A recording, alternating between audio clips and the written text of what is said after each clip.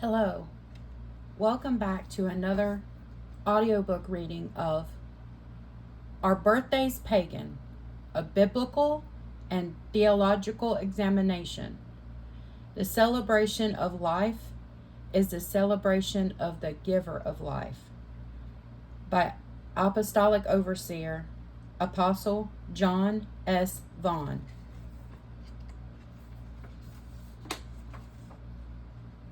Of First Harvest Ministries International.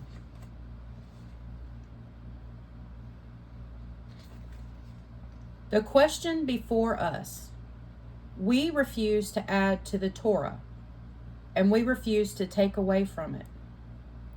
Yahweh commanded his people to avoid idolatry, reject the worship of false gods, and separate themselves from pagan religious practices. At the same time, he warned us not to create our own commandments and bind burdens upon the people that he himself never commanded. The question before us is simple. Are birthdays inherently pagan? The answer to that question, honestly, one must prove 4 things. 1. That birthdays originated as worship of false gods. 2. That the act of celebrating a birthday honors the false god.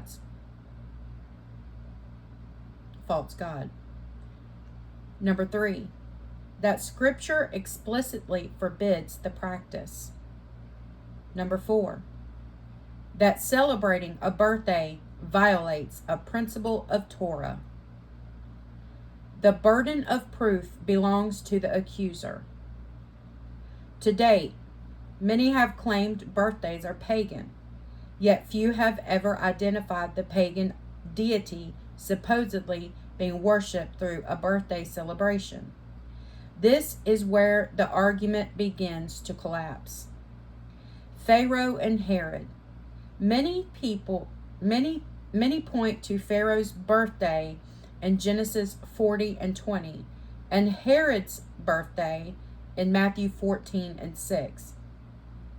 But these passages merely record that wicked rulers celebrated birthdays. Scripture does not condemn the birthday itself. It condemns the wickedness of the men involved. Pharaoh was not evil because he had a birthday. Herod was not evil because he acknowledged the day of his birth. Pharaoh was evil because his character and actions. Herod was evil because his lust, pride, vanity, and murder. The source of the doctrine. It must be said plainly, the modern teaching that birthdays are forbidden did not come down to us from the ancient Hebrews. It did not come from Moses. It did not come from the prophets. It did not come from the apostles. It did not come from the early Sabbath-keeping remnant. It was constructed in the 20th century, built almost entirely upon 2 passages: Pharaoh's birthday in Genesis and Herod's birthday in Matthew, and elevated into a binding prohibition. A doctrine resting on 2 verses, neither of which contain a single command, is not a doctrine. It is an inference dressed as law. The Hebrews of Scripture never knew this prohibition. We are under no obligation to receive a rule that Yahweh never gave and our fathers never kept. The argument of the 2 deaths. The accusers rise one final point. They observe that only 2 birthdays recorded in Scripture each ended in a death. Pharaoh's chief baker was hanged. John the Baptist was beheaded. From this, they concluded that death follows the birthday. But this reasoning collapses the moment it is examined. The baker did not die because Pharaoh had a birthday. He died because a wicked king held the power of life and death and used a feast as the occasion to execute judgment. John did not die because Herod marked the day of his birth. He died because of Herod's hatred, Salome's seduction, and Herod's pride and lust. The death followed from the wickedness of tyrants, not from the turning of the calendar. Correlation is not cessation. If a righteous act became forbidden because evil once occurred near it, then no man could pray, eat, marry, or worship. For evil men have done all these things and committed murder beside them. The thread connecting both accounts is not the birthday. It is the wicked heart of a tyrant. Pagan participation is not pagan origin. If birthdays are forbidden simply because pagans celebrate them, then consistency would require us to forbid many other things that pagans also practice. Pagans held weddings, pagans gave gifts, pagans ate bread, pagans sang songs, pagans held banquets, pagans named their children, pagans brushed their teeth. The fact that a pagan performs an action does not make the action itself pagan. Pagan participation does not equal pagan origin. Christmas, Easter, and Halloween can be shown to possess documented connection to pagan religious observances and the worship of false gods. That is why many believers reject them. But a birthday is different. No one has ever demonstrated that the simple acknowledgement of the anniversary of one's birth constitutes the worship of a false deity. The witness of Job.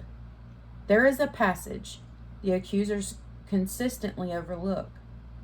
In the land of Uz lived a man named Job, of whom Yahweh himself testified that there was none like him in all the earth, a man perfect and upright, one who feared God and shunned evil.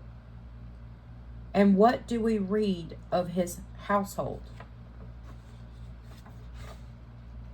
And his sons went and feasted in their houses, every one his day, and sent and called for their 3 sisters to eat and drink with them.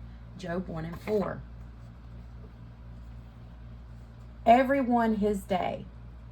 The most ancient understanding of this verse is that each son observed the day of his birth, gathering the family in turn throughout the year. Now notice carefully what the righteous Job did. He did not forbid the feast. He did not condemn the day. He did not call the gathering pagan. And it was so, when the days of their feasting were gone about, that Job sent and sanctified them, and rose up early in the morning, and offered burnt offerings according to the number of them all. Thus did Job continually. Job 1 and verse 5. Here is the heart of the matter. The most righteous man of his generation treated the celebration as a normal and accepted thing. His only concern was the condition of the heart. He did not address the calendar. He did not address sin. The danger was never the day. The danger was always the heart of the one observing it. If a birthday were inherently pagan, the perfect and upright Job would have torn it from his sons' lives. Instead, he sanctified them and continued the practice continually. Let the accuser answer Job. There is only one giver of life. More importantly, Scripture reveals that there is only one source of life. Life does not come from nature. Life does not come from fate. Life does not come from luck. Life comes from Yahweh. See now that I, even I, am He, and there is no God with me. I kill, and I make alive. Deuteronomy 32, verse 39. For with you is the fountain of life. Psalms 36 and verse 9. Every breath we take is a gift from the Creator. Every heartbeat is sustained by His mercy. Every year of life is granted by His hand. This leads us to a profound theological reality.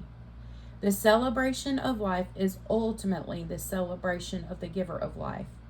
When a family gathers to thank Yahweh for another year granted to a husband, wife, child, parent, or friend, they are not honoring a pagan god.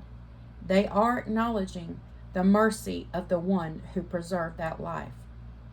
Every birthday declares that Yahweh has sustained another year. Every birthday acknowledges that life is a gift and not a possession. Every birthday testifies that the breath within us belongs to the Creator. The contradiction of the accuser.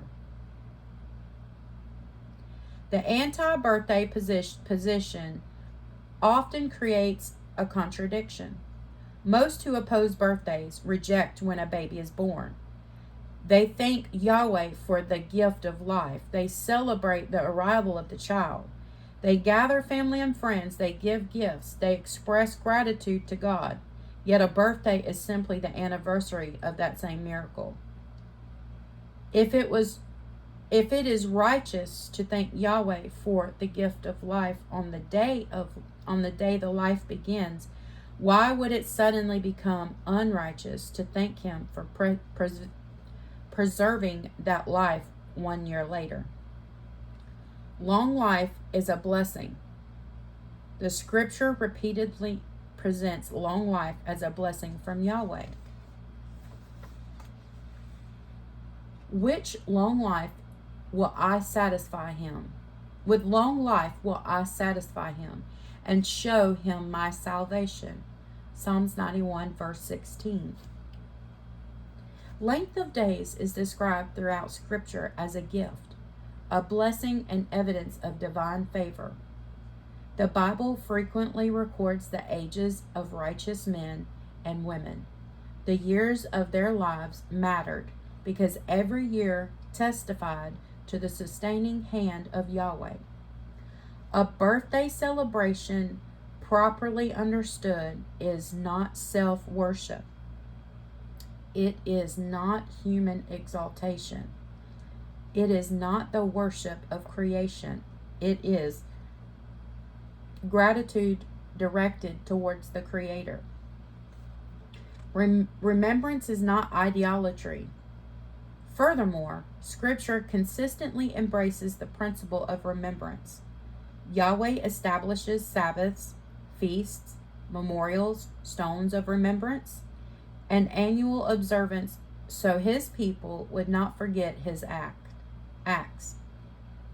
The biblical problem has never been remembrance. The biblical problem has always been idolatry. Remembering what Yahweh has done is not pagan. Giving thanks for His blessings is not pagan. Acknowledging His faithfulness is not pagan. A birthday, when viewed through a biblical lens, is simply a remembrance that Yahweh gave life and has sustained that life for another year. The sword that cuts both ways. We return now to where we began. Ye shall not add unto the word which I command you, neither shall ye diminish aught from it, that ye may keep the commandments of Yahweh your God. Deuteronomy 4, verse 2. This is the sword that cuts both ways. The man who removes a commandment of Yahweh sins against the Torah, but so does the man who adds one. To bind upon the people of Yahweh a prohibition He never spoke is not zeal. It is the very transgression the Torah forbids. It is to stand in the place of the lawgiver and to write commandments with a human hand. The Pharisees did this. They built fences around the law until the fences themselves became heavier than the law. And Yahshua rebuked them for teaching as doctrines the commandments of men. We will not become Pharisees in reverse. We will guard the Torah Yahweh gave us. We will not manufacture a Torah he did not give us. The charge falls. Therefore, we reject Christmas, Easter, Halloween, and every practice that can be demonstrated to pose roots in pagan worship and false religion. But we refuse to create a commandment where Yahweh gave none. Until someone can name the false god worshipped in a birthday, prove the act honors that God point. Until someone can name the false god worshipped in a birthday, prove the act honors that God points to the verse that forbids it and shows the principle its violations. The charge falls to the ground unproven, and the burden returns to the one who laid it. We will not add to the Torah. We will not bind burdens upon the people of Yahweh, and we will not apologize for thanking the Creator for the gift He alone can give, life. For there is only one giver of life. His name is Yahweh. Thank you for listening. I pray that you have a wonderful, blessed day. Remember, Yahweh loves you, and He gave you life today.